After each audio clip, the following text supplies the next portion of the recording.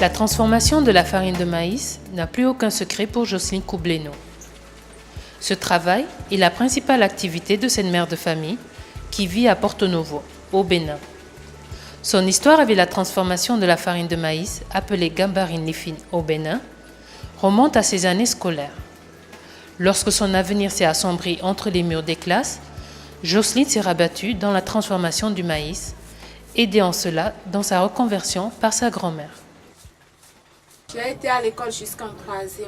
Comme le BPC ne marchait pas, donc j'ai décidé de laisser l'école. La transformation du maïs est une activité de la maison. C'est ça que nos parents faisaient. Donc, comme la grande est un peu vieille, j'ai décidé de revenir travailler. Donc c'est comme ça que j'ai commencé jusqu'à aujourd'hui. Ça fait au moins 7 ans que j'ai commencé par travailler avec elle.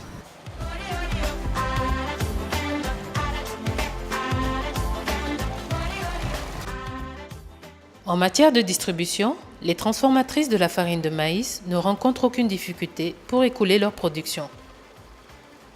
La clientèle ne fait jamais défaut. Quant à l'offre, elle prend compte du pouvoir d'achat de chaque consommateur. Des grossistes aux détaillants, chacun peut en effet acheter sa farine de gambarine lifine.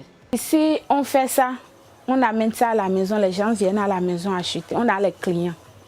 Quand tu travailles, quand il y a cérémonie et que ton client est là, il vient acheter chez toi.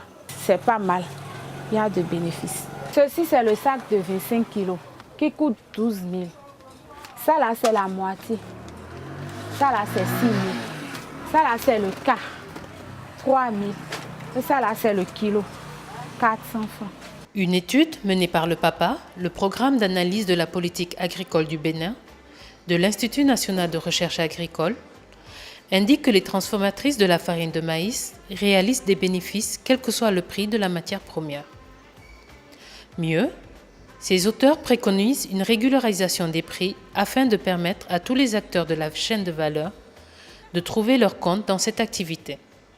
Ça va non seulement réduire la quantité de blé importé, mais ça va générer beaucoup d'emplois depuis le producteur du maïs, les transformateurs, différents acteurs, le meunier.